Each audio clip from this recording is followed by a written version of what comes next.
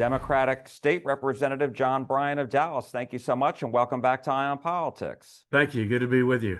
Nice to be with you. Happy Easter. So let's talk about the Texas Education Freedom Accounts program. This is the taxpayer-funded program allowing students to attend private schools this fall.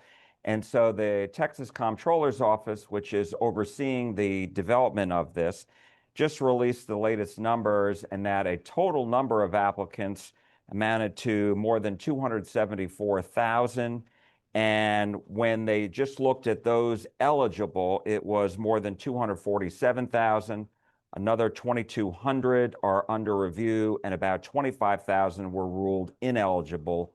They don't qualify for this program. So just overall numbers, what do you make of all this? Well, they did not tell us how many of these students are already in private schools. And the estimate given prior to the release of these numbers was that as many as 3/4 of these people are already in private schools. So it's a subsidy for people who are not in the public school system now and are seeking to help us subsidize their private school education. It's a serious policy question there. I'm very much opposed to these vouchers because they undermine public education, which we are now supporting at a level of only 47th in the United States from the state contribution. So we're already way below the national average, and taking another $1 billion this year, it would be $2 billion if we were in a biennium, because we're in the second year of the biennium. If you fund everybody that applied for this, it'll take $6 billion for the next 2-year budget cycle. And we're only spending $23 billion at the present time from the state level. So you're talking about 25% of the money for public education for our 5.5 million public school students, instead going to people that are most of whom are already in private schools. Well, to your point before, I was reading that they were saying about 75% of the applicants did attend private school or were homeschooled in the 2024-25 school year. Right. And but Republicans say you should be looking at the numbers of people who were accepted and who the priority students were. The state is saying that there are about 180,000 or so of those that are eligible. About 73% of the applicants were from low income or middle income families. About 30,000 or 12% of the applicants were both from low income and middle income families, and these students have disabilities. And another 79,000 or 32% of the applicants come from strictly low income families.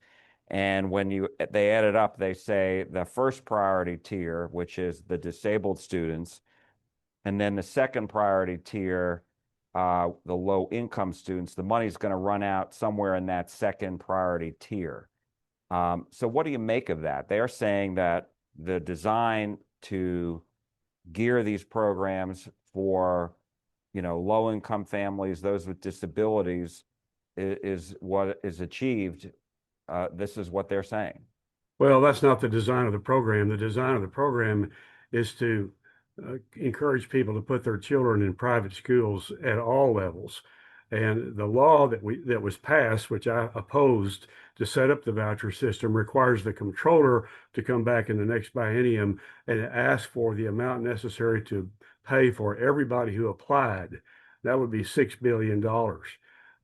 When they tell us how many low-income students are included in the list of applicants, they're not telling us how many of them are already in private school. Obviously, that's the main question, because to the extent this program takes people out of the public school system, it undermines our entire public school structure. For every 10 students that leave the public schools, we lose one teacher.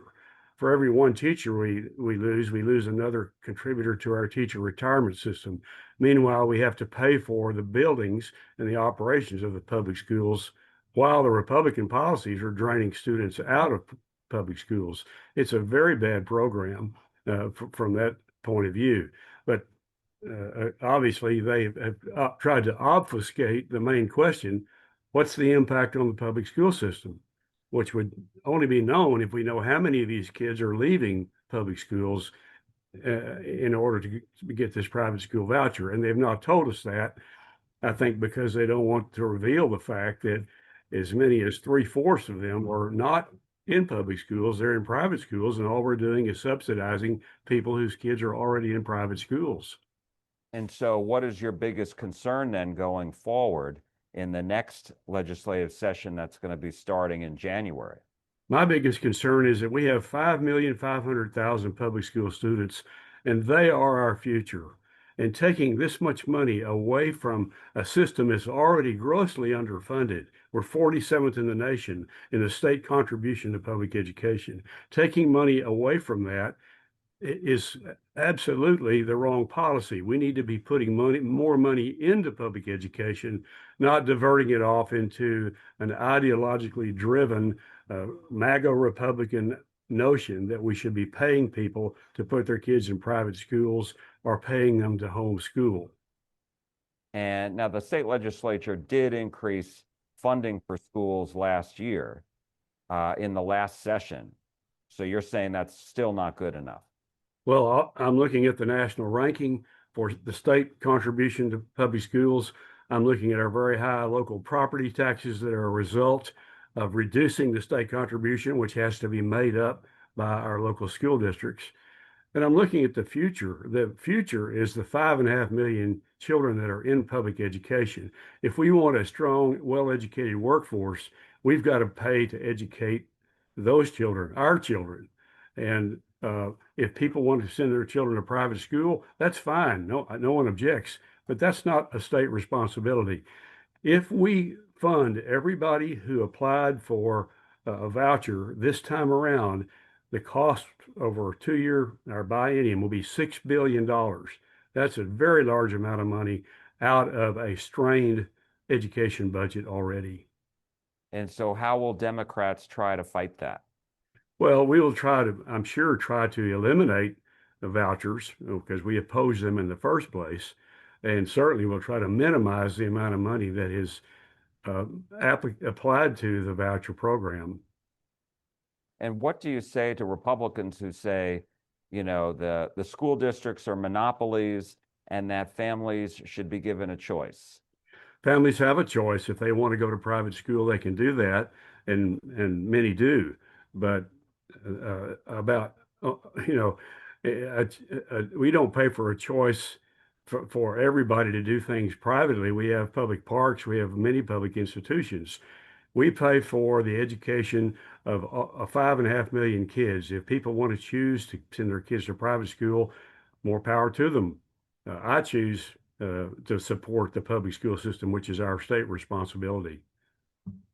And so, with all that said, you're hoping that, because before you get to the legislative session, there's going to be an election in Yes. November. And so, how much, is this issue on the front lines, in the campaigns? It will be on the front lines of every campaign for the House of Representatives and for the state Senate. Well, Democrats oppose subsidizing private schools at the expense of public education, and we'll be talking about it at election time and hoping to win a majority in the legislature so that we can take this money and put it into public education, not private schools. Democratic State Representative John Bryant of Dallas, thank you so much. Thank you. We appreciate it.